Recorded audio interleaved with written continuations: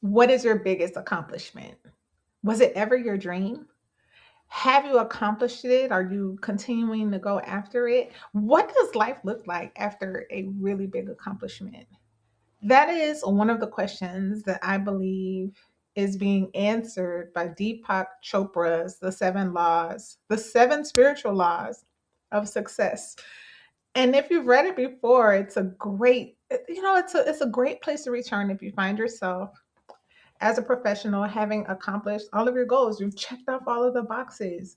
And now we need to like figure out what's next.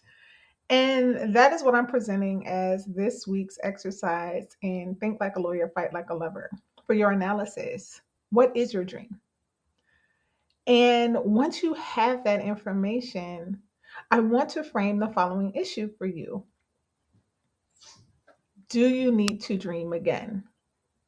Do you need to keep dreaming? And what is really driving this thought process for me is that I'm reading Deepak Chopra's book, I'm doing the exercises, and then I get to the part for dreaming and writing out my dream. And I'm like, wait a minute, that was my dream. 20 years ago was the last time that I really dreamed. I used to dream of being a lawyer. And when I was a homeless teen mom, it was so impossible to everyone else who had given up on me. And I didn't even believe it myself. But now that I'm 16 years into accomplishing that dream and have even gone on an unexpected detour into joyriding, entrepreneurship, and homeschooling, Chopra's book has left me with a very irritating consideration.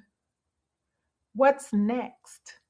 And this was one of the questions driving the plot of John Grisham's book, The Street Lawyer. So the protagonist, Michael Brock, he's a big law associate. He's living the life. And then one day, an insane confrontation with reality outside of the plush walls of his downtown law firm challenged him with this very same question. And so that's what I'm presenting to you today.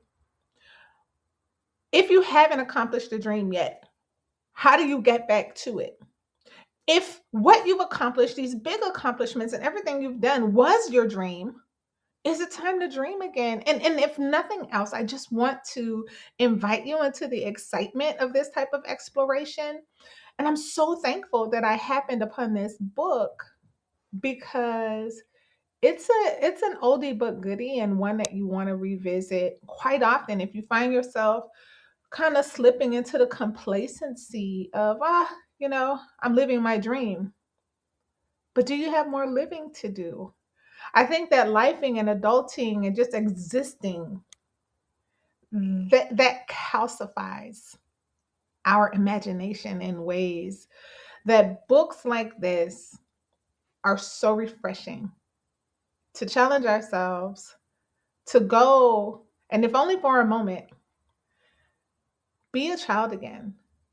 Explore all of the possibilities of the universe and enjoy the process. Be blessed and encouraged.